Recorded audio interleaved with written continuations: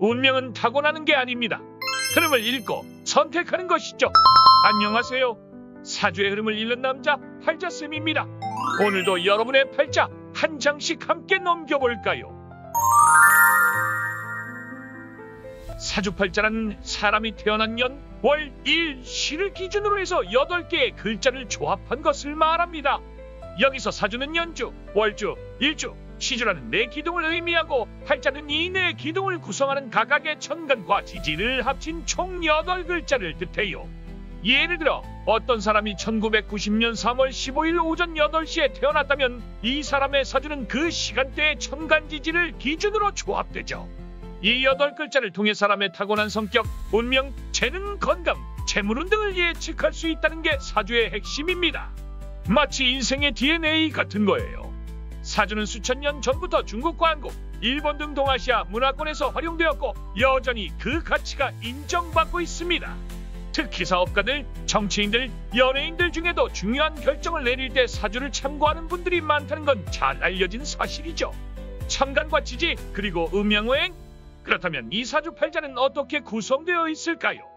바로 천간과 지지, 그리고 음양오행이라는 동양 철학의 핵심 이론이 결합되어 있어요. 천간은 갑, 을, 병, 정, 무, 기경, 신, 임, 기의 10가지이고 지지는 자, 축, 인, 묘, 진, 삭, 엄미, 신, 유, 술, 해의 12가지로 구성되어 있습니다. 이 조합은 단순히 숫자가 아니라 각각의 글자가 나무, 물, 흙, 금, 물의 오행과 연결되어 있어요.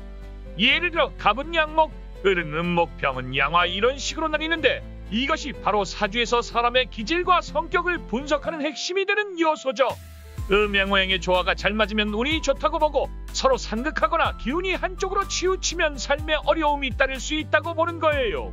이 구조를 통해 그 사람에게 맞는 진로, 시기, 인간관계, 건강관리까지도 예측할 수 있다는 게 정말 흥미롭지 않나요? 일간을 중심으로 본 내면의 성격, 사주에서 가장 중요한 요소 중 하나가 바로 일간입니다. 이는 태어난 날의 천간으로 쉽게 말하면 사람의 본질적인 성격, 즉 중심이 되는 자아를 뜻해요.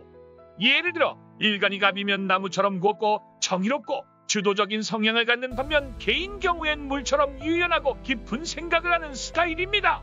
이런 성향을 알면 어떤 상황에서 강점을 발휘할 수 있고 어떤 환경에서는 스트레스를 받을 수 있는지를 예측할 수 있어요.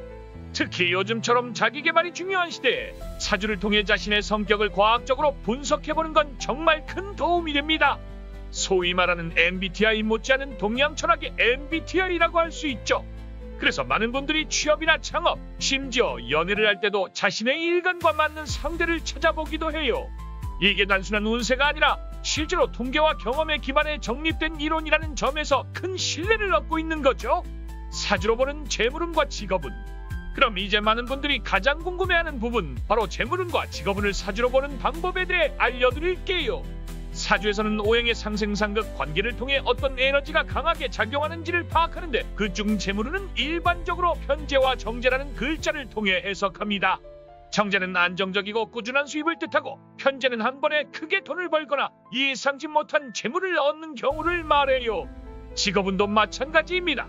사주의 오행 중 어떤 기운이 강하고 어떤 직업과 궁합이 잘 맞는지를 분석하면 내가 어떤 일을 해야 잘 풀릴지를 알 수 있어요. 예를 들어 화의 기운이 강한 사람은 요식업이나 디자인, 콘텐츠 제작 같은 일에서 빛을 발할 수 있고 수의 기운이 강한 사람은 상담, 교육, 무역업 등이 잘 맞는다고 하죠. 이처럼 자신의 사주를 알면 무작정 도전하기보단 나에게 맞는 방향을 찾아가는데 큰 도움이 됩니다. 그래서 많은 사람들이 인생의 중요한 순간에 사주를 참고하는 거예요. 너무 과하게 믿을 필요는 없지만 인생의 내비게이션 역할은 충분히 할 수 있는 셈이죠.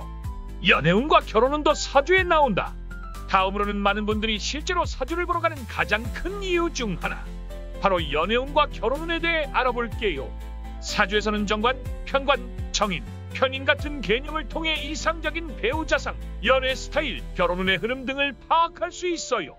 예를 들어 사주의 정관이 강하게 들어있는 여성은 책임감 있고 안정적인 남성과 인연이 깊다고 해석되고, 반대로 편관이 강한 여성은 다소 강한 남성 또는 인연이 갑작스럽게 나타나는 스타일로 해석됩니다. 남성의 경우도 마찬가지로 정제와 편제가 중요한 역할을 하며 언제 결혼하면 좋은지, 어떤 사람과 만나야 좋은지, 심지어 아이와의 궁합도 볼 수 있어요. 이런 정보를 바탕으로 나와 맞는 사람을 찾는데 사주를 활용하면 감정적으로만 판단하는 것보다 훨씬 균형 잡힌 시각을 가질 수 있습니다. 그래서 연애의 실패를 반복하거나 결혼을 고민 중인 분들에게는 사주가 꽤 현실적인 조언을 줄 수 있어요. 대운과 세운, 인생의 흐름을 읽다. 사주는 태어난 순간의 에너지만 보는 게 아닙니다. 우리가 살아가는 동안 그 에너지가 어떻게 변화하는지를 보는 것이 바로 대운과 세운이에요. 대운은 10년 단위로 인생의 흐름을 보여주는 큰 틀이고, 세운은 1년 단위로 좀 더 세부적인 흐름을 보여줍니다. 예를 들어 2025년부터 10년간 대운이 금의 기운이라면 내 사주에서 금이 좋은 작용을 하면 이 시기는 아주 긍정적인 시기일 수 있고, 반대로 금이 상극인 경우엔 신중하게 움직여야 할 때죠. 세운은 이 대운 안에서의 작은 파도를 의미하는데, 이를 통해 올해가 새로운 도전을 하기에 좋은 해인지 아니면 조심해야 할 해인지를 판단할 수 있습니다. 이런 흐름을 이해하면 왜 작년에 잘 되던 일이 올해는 안 풀리지? 같은 의문에 명확한 답을 얻을 수 있어요. 결국 인생은 흐름을 읽는 싸움이고, 사주는 그 흐름을 읽는 유용한 도구라는 걸 알 수 있죠. 사주팔자를 활용하는 실제 팁! 이제는 사주팔자를 단순히 재미로 보기보다는 실제 인생에 적용하는 방법에 대해 알아볼게요. 첫 번째 팁은 사주를 바탕으로 내 인생의 강점과 약점을 정확히 파악하는 것입니다.